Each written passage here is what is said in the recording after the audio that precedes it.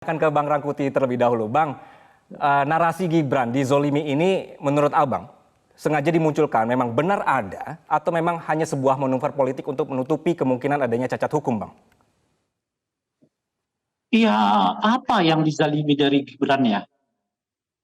Kan semua masih boleh dia calon dengan produk hukum yang seperti yang sekarang aja, dia masih boleh kok melenggang kemana-mana. Spanduknya di mana-mana, gak ada yang melarangnya sama sekali gitu. Balihonya bertebaran di mana-mana. Ya meskipun seperti kemarin itu, ya salah satu alat angkutnya ditengarai merupakan apa namanya itu ya kendaraan dari salah satu BUMN misalnya begitu. Terus di mana dizaliminya, di mana ininya gitu, bahwa ada masyarakat yang tidak menghendaki Gibran dipilih ya atau macam-macam. Itu biasa, itu bagian dari permainan ini. Kan sama seperti yang lain juga kampanye supaya nggak milih si A, si B gitu. Itu dalam klasifikasi yang disebut dalam pemilu itu negatif campaign. Yaitu mengkampanyekan seseorang agar nggak dipilih, ya tentu saja berdasarkan fakta-fakta, berdasarkan data-data. Kalau nggak ada fakta, nggak ada data, macam-macam itu jatuhnya nanti ke black campaign, ke kampanye hitam. Kalau negatif campaign itu boleh, bahkan sangat dianjurkan salah satunya.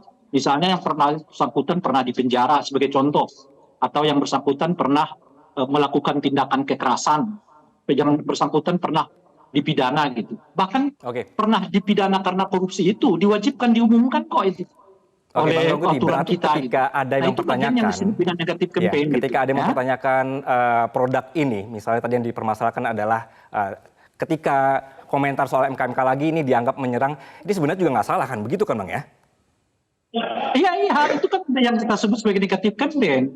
Jadi kalau ada orang beroposisi untuk menyatakan misalnya jangan pilih Gibran, itu sama seperti orang mengatakan jangan pilih Ganjar, jangan pilih Anies gitu ya, dan sebagainya. Itu nggak bisa disebut klasifikasi dizalimi, diganjal, macam-macam.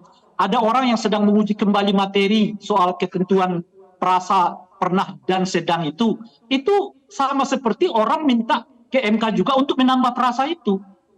Kan biasa saja dalam permainan kayak begitu tuh. Yang nggak boleh itu adalah ketika MK-nya nanti mengambil keputusan ketahuan cacat hukum, cacat moral gitu loh. Nah itu ya nggak boleh. Gitu loh.